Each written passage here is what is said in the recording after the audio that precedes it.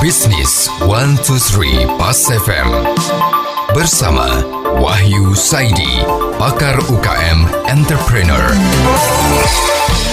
Mitra bisnis, kembali dalam Bisnis 123. Kali ini kami terima email dari Mas Isro di Klender. Lulus dari Unpad 3 tahun lalu di Bandung dan mencari kerja tidak dapat, gugur beberapa kali dalam seleksi. Kemudian ada teman kuliah yang mengajaknya join untuk membuka usaha warung sate dan sop di kawasan Klender. Mas Isro menyetor modal dibantu orang tua. Sementara temannya ini mempunyai ilmu dari orang tuanya yang pedagang sate di Bogor. Dan kebetulan mereka sudah mendapatkan rumah dan kios yang pas di kawasan Klender. Pada awalnya usaha ini terasa berat sekali dijalankan, tapi menjelang tahun kedua ini menunjukkan harapan yang baik. Sehingga Mas Isro ini mulai menikmati menjadi tukang sate. Tapi terkadang dalam pikirannya ada perasaan tidak nyaman, sudah sekolah sampai sarjana, kenapa jadi tukang sate? Bagaimana menurut Anda, Pak Wahyu? Baik, Mas Isro, berikut Dr. Wahyu Saidi MSc, pakar UKM Entrepreneur. Mas Isro, sarjana Unpad, yang melamar sejak 3 tahun yang lalu, kemudian belum beruntung untuk diterima. Mungkin sudah pernah beberapa kali tes, tetapi tetap gugur. Nah, beruntunglah Mas Isro bertemu dengan teman yang mengajak bisnis dan dia sendiri berpengalaman karena orang tuanya.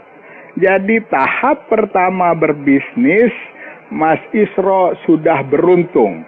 Bagaimana cara membuat sate, bagaimana cara menjual sate, bagaimana cara melayani pelanggan, sudah bisa belajar dengan teman partner itu, bahkan langsung dengan orang tuanya yang sudah pengalaman. Belum lagi ternyata sudah ada tempat, dan saya lihat bisnis ini adalah bisnis bagus dan prospek.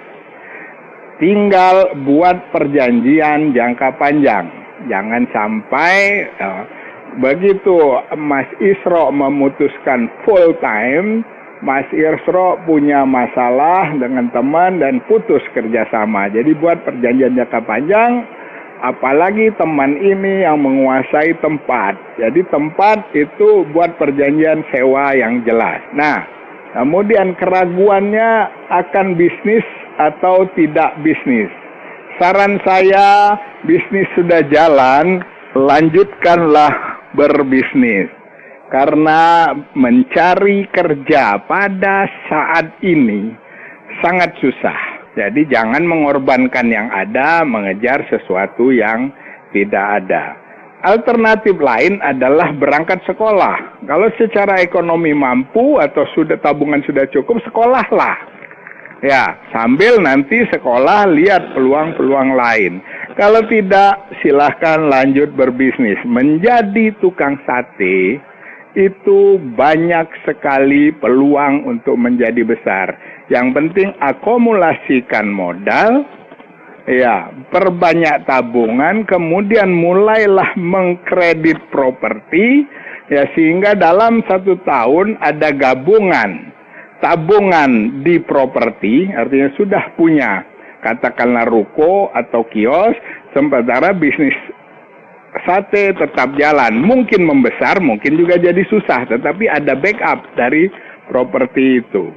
Jadi kalau ada teman yang bekerja dengan segala fasilitas dan gajinya, kita, Mas Isro yang berbisnis, bisa mempersiapkan cara yang sama. Penghasilan bulanan mungkin tetap sama, jaminan sosial dalam asuransi kalau teman itu dijamin oleh perusahaan, Mas Isro bisa dengan mempersiapkannya sendiri melalui investasi dan juga mungkin membeli asuransi.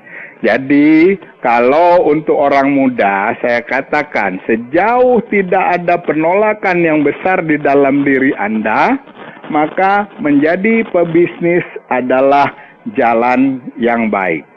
Sukses untuk Mas Isro dari Wahyu Saidi.